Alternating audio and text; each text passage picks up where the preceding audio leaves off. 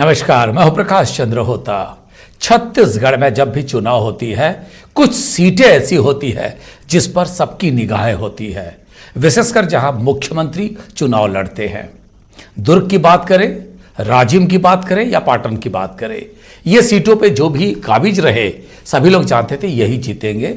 लेकिन दो ऐसी सीट, अविभाजित मध्य प्रदेश या विभाजित छत्तीसगढ़ की बात अगर करें, अविभाजित मध्य प्रदेश के दौर पे खरसिया सीट था जहां पे अर्जुन सिंह चुनाव लड़ रहे थे और उस वक्त सबकी निगाहें थी और उस वक्त अर्जुन सिंह के सारथी थे अजीत जोगी। बाद में अगर बात करें, मध्य प्रदेश बन गया, मध्य प्रदेश से विभाजित होकर जब छत्तीसगढ़ बना तो पहला चुनाव अगर हुआ था वो था मरवाही का। अब मरवाही में उस वक्त के मुख्यमंत्री अजीत जोगी चुनाव लड़ रहे थे, तो जाहिर है सबकी निगाहें थी और 2003 में जो लड़ाई थी काफी निर्णायक था। आपको लग रहा होगा इतनी सारी भूमिका क्यों बांधा जा रहा है, उसके पीछे का कार्य यही है। 2003 में मरवाही में अजीत जोगी के खिलाफ उस वक्त के नेता प्रतिपक्ष नंद कुमार साय चुनाव लड़े थे। नंद कुमार साय चुनाव जरूर हार गए, लेकिन बीजेपी सत्ता पे काबिज हो गई और अजीत जोगी चुनाव जरूर जीत गए, पर 15 साल के लिए कांग्रेस सत्ता से दूर हो गई। अब वही बात फिर से दोहराने की चुनौती दे रही है जोगी कांग्रेस। धर्मजीत सिंह कह रहे हैं, अगर वाकई जानना चाहते हैं कि मरवाही की जनता किसको चाहती है, तो बीजेपी और कांग्रेस, उसके अध्यक्ष जो दोनों हैं मोहन मरकाम और विष्णुदेव साय, दोनों आ जाए और जोगी कांग्रेस से उनके प्रदेश अध्यक्ष अमित जोगी चुनाव लड़ेंगे। पता चल जाएगा कि वर्चस्व की लड़ाई में किसकी जीत होगी और किसकी हार होगी। ये चुनौती के पीछे का कारण क्या है, मरवाही में कौन किस पर भारी है, आज इसी विषय पर बात करेंगे। हमारे साथ होंगे 3 वरिष्ठ मेहमान। अगले आधे घंटे के लिए हमारे साथ रहेंगे घनश्याम राजू तिवारी, प्रवक्ता कांग्रेस, जो जोगी कांग्रेस और कांग्रेस दोनों को अच्छे से जानते हैं, सच्चिदानंद उपासने, बीजेपी के प्रवक्ता, और कारणों से पिछले दिनों वो काफी विवादों में रहे, उन्हीं को लेकर प्राइम डिबेट भी होती रही और चर्चा भी होते रहे, पर आज वो बीजेपी की बात रखेंगे। और साथ ही रहेंगे राम अवतार तिवारी, जो कई मुख्यमंत्रियों के चुनाव के सीट को बहुत करीबी से देखे हैं। दुर्ग जिले से 2 मुख्यमंत्री बने, राजिम से भी रहे, तो वो सारी बातों को लेकर राम अवतार तिवारी जी से भी हम बात करेंगे।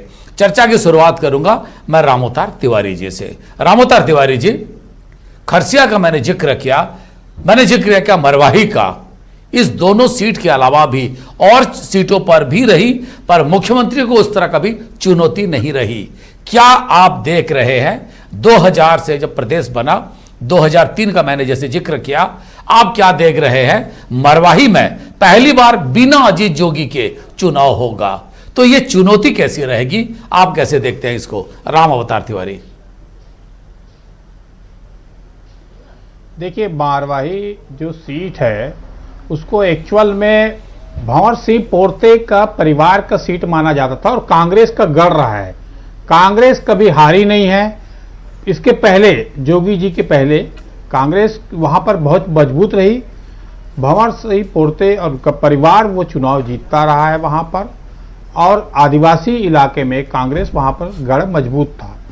उसके बाद जो अजीत जोगी जी पहुंचे, अजीत जोगी जी मुख्यमंत्री बनने के बाद, तो जिस अनुसार से उसके पहले जो भाजपा से इस्तीफा दिलाकर जो विधायक को उन्होंने कांग्रेस में शामिल किया और आज वो पूरी तरह से भाजपा में है, तो एक जो बार उन्होंने, उसके बाद कांग्रेस का गढ़ बना, भाजपा एक ही बार सफलता मिली, उसके बाद सफलता नहीं मिली है भाजपा को। भाजपा की स्थिति वहां पर बेहतर तरीके से नहीं है, कांग्रेस मजबूत है और जोगी जी के जाने के बाद वहां पर जोगी जी का परिवार मजबूत दिखता है, क्योंकि जोगी जी अब उनको अपना घर मानते हैं, परिवार के लोग मानते हैं और उनके काम का स्टाइल, तरीका है, उसके कारण मरवाही में जोगी परिवार का एक तरह से प्रभाव है, इसको नकारा नहीं जा सकता। ठीक है, क्योंकि पिछले चुनाव में एक तरह से कांग्रेस का लहर था,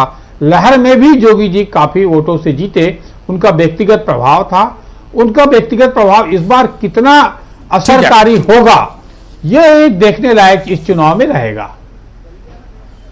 ठीक है, घनश्याम राजू तिवारी जी, कोरबा लोकसभा सीट के अंतर्गत आता है, आदिवासी इलाका है, एक छोर पे कोरिया है, दूसरे छोर पे बिलासपुर है, बाकी जिलों को भी छूता है, मध्य प्रदेश के बॉर्डर में है। कई मामले में कांग्रेस सरकार ने अभी से तैयारियां कर दी है मैदान को, ताकि उनके अनुकूल रहे। लेकिन जिस हिसाब से धर्मजीत सिंह ने जो चुनौती दी है कि दोनों पार्टियों के अध्यक्ष कांग्रेस और बीजेपी के आ जाएं, क्या आप तैयार हैं या क्या कहेंगे इसको लेकर? घनश्याम राजू तिवारी।